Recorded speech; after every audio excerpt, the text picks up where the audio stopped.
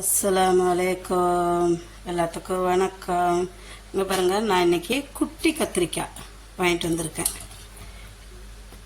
எண்ணெய் கத்திரிக்காய் குழம்பு வைக்கிறதுக்கு எவ்வளோ அழகாக இருக்குது பார்த்தீங்களா. எனக்கு குட்டி குட்டி கத்திரிக்காய் ரொம்ப பிடிக்கும். சின்ன சின்ன காய்ங்க எப்படி இருக்குன்ட்டு. கத்திரிக்காய் வெட்டி வச்ச கத்திரிக்காய் இப்போ எண்ணெயில் பொரிக்க போகிறேன். அதுக்கு தேவையான அளவு எண்ணெய் ஊற்ற போகிறேன். பாருங்க, ஏன்னா கத்திரிக்காயெல்லாம் பொரித்து எடுக்கணும். அப்போ தான் எண்ணெய் கத்திரிக்காய் குழம்புக்கு ருசியாக இருக்கும்.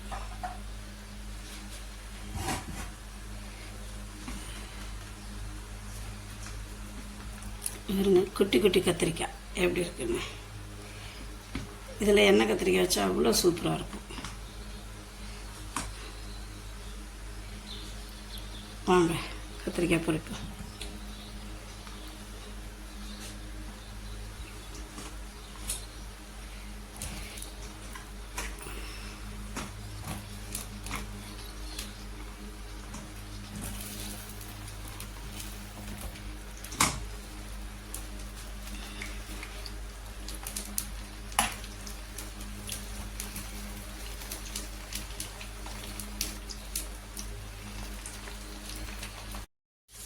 எண்ணெய் கத்திரிக்காய் குழம்புக்கு தேவையான பொருள் எடுத்து வச்சுருக்கிறேன். இங்கே பாருங்க, வெங்காயம், கொஞ்சம் பெரிய வெங்காயம். சின்ன வெங்காயம் கிடைச்சா ரொம்ப நல்லாயிருக்கும், ஆனால் சின்ன வெங்காயம் எனக்கு கிடைக்கல, அதனால் பெரிய வெங்காயம் போட்டிருக்கேன்.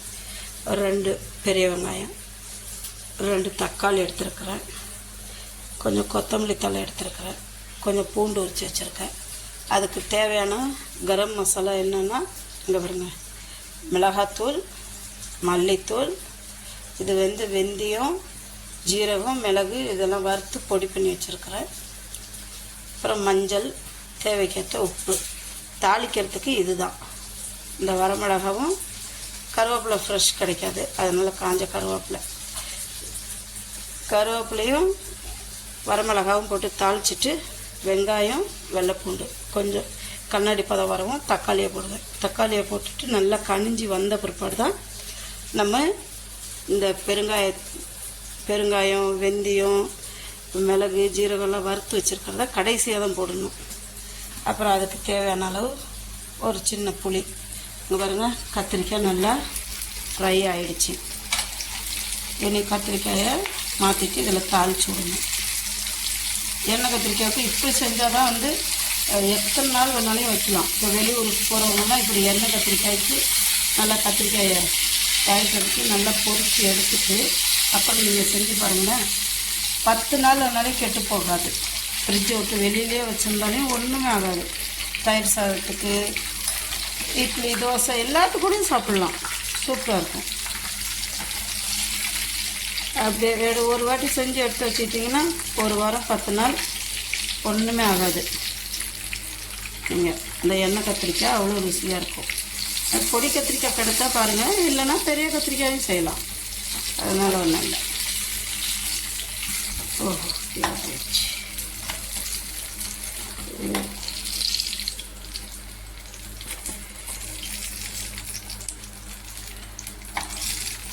இப்போ நான் இதை தாளிக்கிறதுக்கு பாருங்கள், இதில்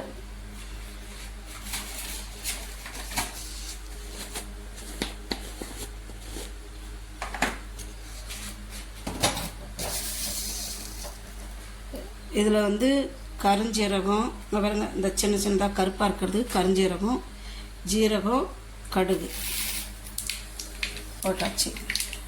போட்ட கையோட இந்த வரமிளகாவும் போட்டுருணும். இது நல்லா கரிஞ்சி வந்தால் தான் அந்த ருசி கொடுக்கும் புளிக்குழம்புக்கு. கருப்பாக நல்லா இதாகி வந்துச்சுன்னா செமையாக டேஸ்ட்டாகவும் இருக்கும்.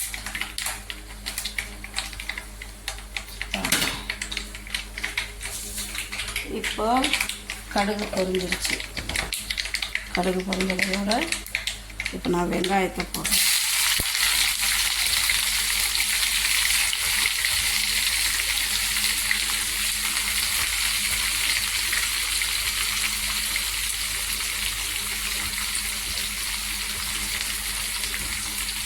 வெங்காயம் போட்டதோட வெள்ளை பூண்டும் போடுறோம். இங்கே வருங்க, இது வந்து பருப்பு டால் கொஞ்சம் வச்சுருக்கு, சாப்பாடு கொஞ்சம் வச்சுருக்குறேன், கடலை சாதம், டால் ஊற்றி இந்த எண்ணெய் கத்திரிக்காய் இருக்குது. சூப்பராக இருக்கும் எண்ணெய் கத்திரிக்காய்.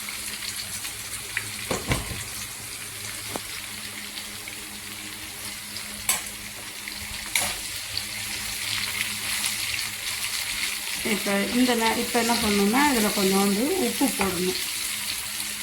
உப்பு போட்டோம்னா உப்பு எடுத்து வச்சிடலாம். அந்த வெங்காயம் சீக்கிரம் சாஃப்ட்டு கொடுக்கும், அதனால தான். வெங்காயம் சாஃப்டாக இருந்துச்சுன்னா இந்த எண்ணெய் கத்திரிக்காய் குழம்புக்கு நல்லா செம டேஸ்ட்டாக இருக்கும்.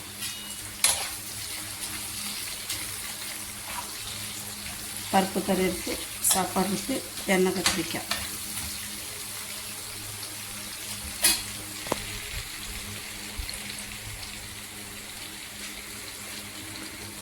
இங்கே பாருங்கள், வெங்காயம் வந்து கண்ணாடி பதம் வந்துருச்சு. இந்த கண்ணாடி பதம் வந்தால் தான் அந்த புளிக்குழம்புக்கு வந்து சூப்பராக இருக்கும் சாப்பிட்றப்போ.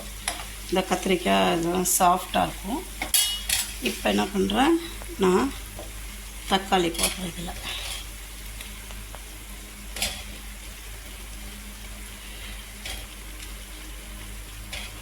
தக்காளி போட்டு தக்காளி கொஞ்சம் நல்லா காசு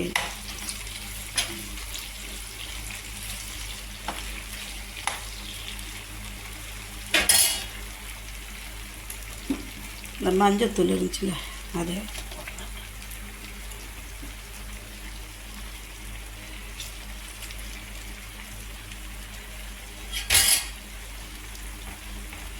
மஞ்சத்தூள் போட்டாச்சு. இனி மஞ்சத்தூள் இந்த தக்காளி வந்து கழிஞ்சி வரணும். அதுக்கப்புறம் தான் நம்ம எடுத்து வச்சுருக்கிற மிளகாத்தூள், மல்லித்தூள் போட்டு அப்புறமா கடைசி என்ன பண்ணால் இங்கே பாருங்கள், புளி கரைச்சி வச்சுருக்குறேன்ல, இந்த புளியை ஊற்றி நல்லா குழம்பு புளி பச்சை வாடை போன பிற்பாடு தேங்காய் பால் ஊற்றி இறக்கிடுவேன். சாப்பிட்றப்போ கொஞ்சம் நெய் இருந்தால் நெய் போட்டுக்கோங்க, சூப்பராக இருக்கும். அவ்வளோதான், கத்திரிக்காய் பொரிச்சது இருக்குது. இந்த தக்காளி வதங்கினதும் இந்த கரம் மசாலா இதெல்லாமே போட்டு மிக்ஸ் பண்ணிவிட்டு பச்சை வாடை போன பிற்பாடு புளியை ஊற்றணும். புளியை ஊற்றிட்டு புளியோட பச்சை வாடை ஒரு 2 நிமிஷத்தில் போயிடும். அதுக்கப்புறம் என்ன பண்ணுங்கள், தேங்காய் பாலை ஊற்றி தேவைக்கேற்ற உப்பை பார்த்துட்டு இறக்கி வச்சுக்கோங்க. உங்களுக்கு கெட்டியாக வேணுனாலும் எடுக்கலாம், தண்ணியாக வேணுனாலையும் கொஞ்சம் தண்ணி ஜாஸ்தி விடலாம். எனக்கு கொஞ்சம் பெரட்டின மாதிரி இருந்தால் நல்லாயிருக்கும், அதனால் நான் பெரட்டின மாதிரி வைக்க போகிறேன். இங்கே பாருங்கள், தக்காளி கனிஞ்சிருச்சு நல்லா. இப்போ இந்த ஸ்டேஜில் நான் உங்ககிட்ட சொல்ல மறந்துட்டேன், கொஞ்சோண்டு சாம்பார் பொடியும் போட்டிருக்கேன். சாம்பார் பொடி போட்டால் செமையாக இருக்கும். இப்போ நான் இந்த இதை இது பண்ணிவிட்டு மிளகாத்தூள், மல்லித்தூள், சாம்பார் பொடி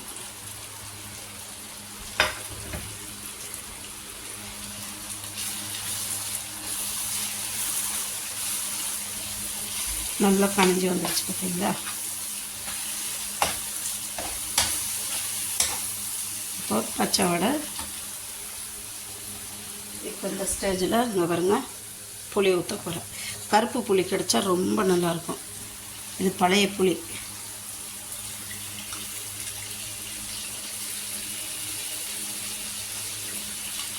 பச்சை வடை போனது பிற்பாடு நான் பழைய புளியை ஊற்றிருக்கேன்.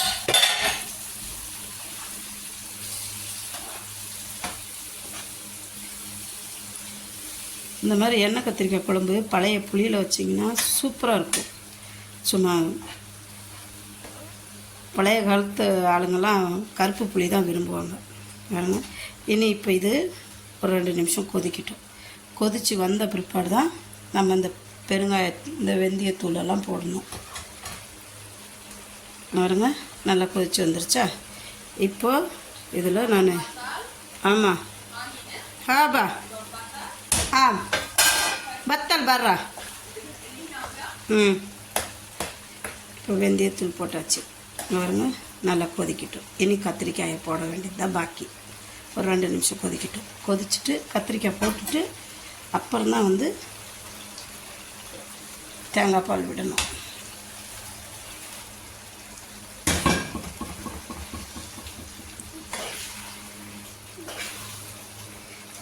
என்ன பண்ணுங்கள், தேவையான அளவு உப்பு பார்த்துக்கோங்க.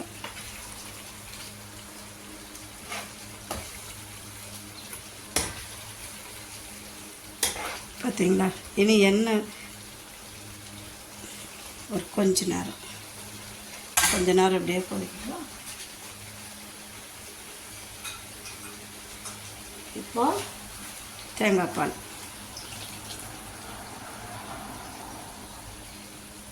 பால் விட்டு நல்லா கொதிச்ச பிற்பாடு இறக்கிற வேண்டியது தான். ஆமாம், இங்கே பாருங்கள், குழம்பு கொதித்து நல்லா எண்ணெய் தெரிஞ்சு வருது. இந்த பக்குவத்தில் எடுத்து வச்சா போதும். நமக்கு குழம்பு சூப்பராக இருக்கும். இட்லி, தோசை, தயிர் சாதம், எங்கேயாவது வெளியில் போகணுன்னா 10 நாள்னாலையும் கெட்டு போகாது. சூப்பராக இருக்கும். நீங்களும் அது மாதிரி செஞ்சு பாருங்கள்.